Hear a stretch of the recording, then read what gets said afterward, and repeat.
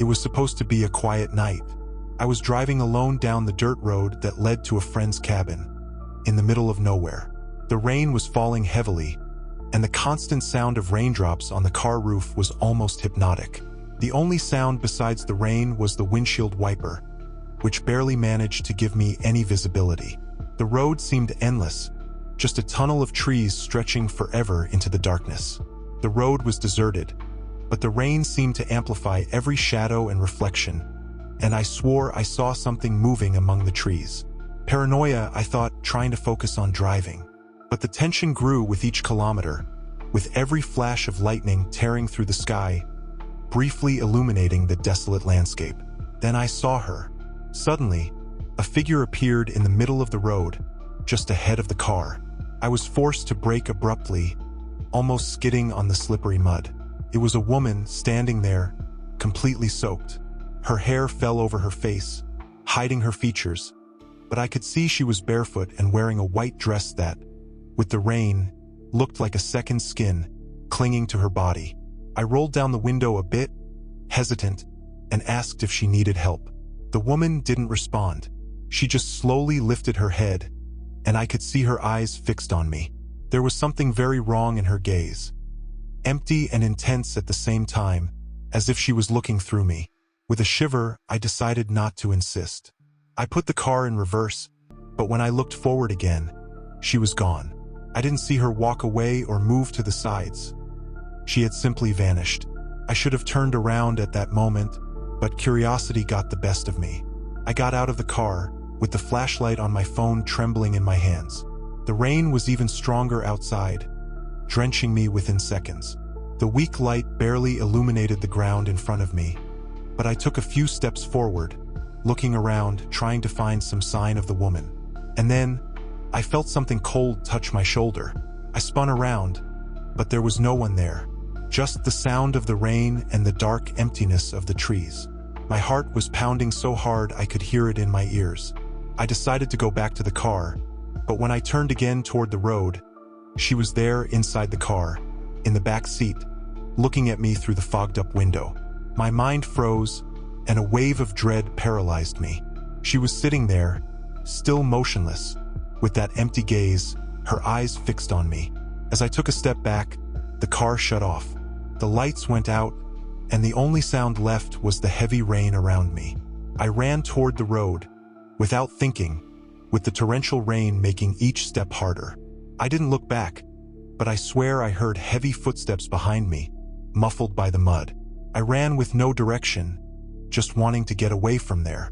After minutes that felt like hours, I finally reached another road. A truck driver stopped to help me, and I quickly explained what had happened.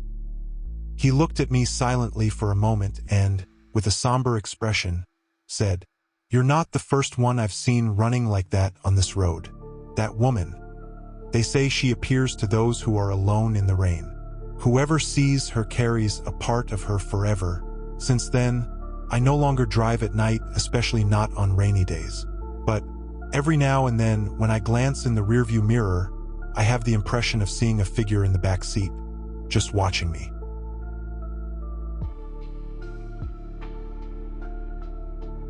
That rainy night still haunts me. I was alone at home, an old house I inherited from my grandparents. The place already had its own whispers and creaks, like every old house, but that night they seemed louder. The rain was falling heavily, pounding against the windows, and a chilly wind made the trees bend. I decided to watch TV to shake off the uneasiness I was feeling, but the storm soon cut off the signal. All that was left was the unsettling silence and the constant sound of the rain, which seemed to grow louder by the minute. I went to the kitchen to grab something to drink, trying to ignore the feeling of being watched. When I turned to go back to the living room, something caught my eye in the window. Outside, in the dim light, I swear I saw someone standing, looking directly at me. My heart raced, but I tried to convince myself it was just my imagination. Maybe a shadow, or a reflection of something. Then the lights flickered and went out, plunging the entire house into darkness. With my phone's flashlight, I went upstairs to get some candles from the hallway closet. The stairs seemed longer than usual, each step creaking loudly in the absolute silence. When I finally reached the hallway, I noticed something that made me freeze. Muddy footprints on the floor, wet steps, starting at the top of the stairs and leading to my bedroom door. I knew I hadn't left the door open, and more than that, the mud was fresh. I swallowed hard, every part of me telling me to run, but something kept me there. Slowly, I followed the footprints to the door, which was now slightly ajar. I nudged it open with my foot, and the door creaked, revealing the dark, empty room. And there, on the floor, in front of the bed, was a figure with its back to me. It appeared to be crouching, completely still. My breathing was fast, its sound muffled by the rain outside. Then, the figure slowly turned its head toward me, and I could see something in its eyes, something empty, lifeless. Before I could react, I heard footsteps downstairs, but it wasn't a normal sound. It was a slow, heavy dragging, almost as if someone was pulling something behind them. Fear overpowered all my instincts. I ran back down the hallway, rushing down the stairs as fast as I could. When I reached the door, it was locked, and I knew I hadn't locked it. The key wasn't in its usual place, but before I could think of another way out, a sound came from the top of the stairs, the sound of a low, muffled laugh. Somehow, I managed to open the window and threw myself outside, landing on the rain-soaked ground. I ran as far as my vision allowed, without looking back, not caring about the cold or the mud. I never returned to that house. What I truly saw that night, I don't know. But sometimes, when I hear the sound of rain hitting the glass, I feel like I'm still there, trapped in that dark, inescapable hallway.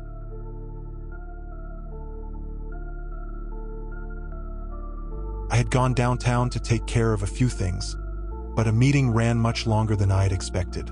By the time I finally left, the sky was already dark and heavy with clouds. I hurried through the streets, but it didn't take long for the rain to start. At first, it was just a light drizzle, but within minutes, a downpour hit, and I found myself without shelter, soaked and lost. I knew I needed to find somewhere to wait out the rain, but it seemed like the whole city was deserted.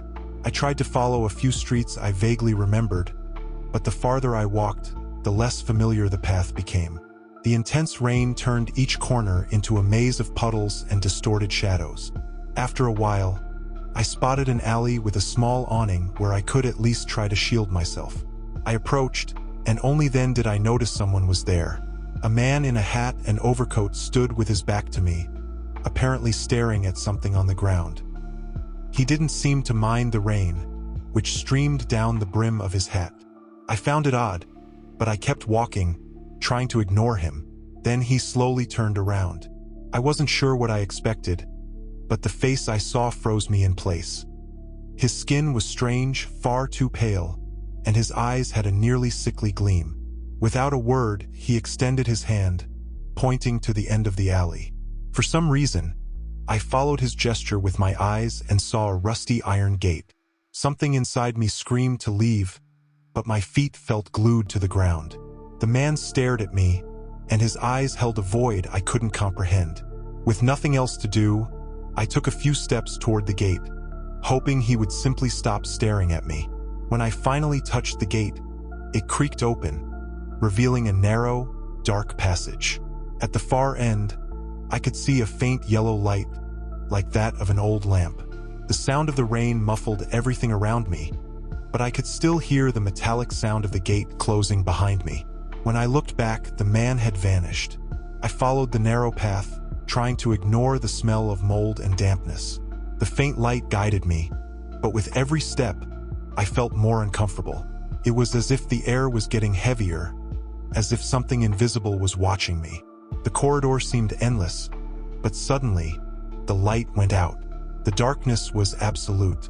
For a few seconds, I stood frozen, unsure of what to do. And then I heard it. Footsteps, slow, heavy, coming from somewhere ahead. That presence was drawing closer, though I couldn't see anything. I took a deep breath and started running, trying to go back the way I'd come. But something felt wrong. I kept running and running, and the gate never appeared. Then I felt a cold touch on my shoulder, followed by a low voice, whispering directly into my ear. "You shouldn't have followed the light." I spun around in desperation, trying to see who was touching me, but the darkness was impenetrable. Then, everything went silent, and even the sound of the rain was gone. I stood there, alone in absolute emptiness.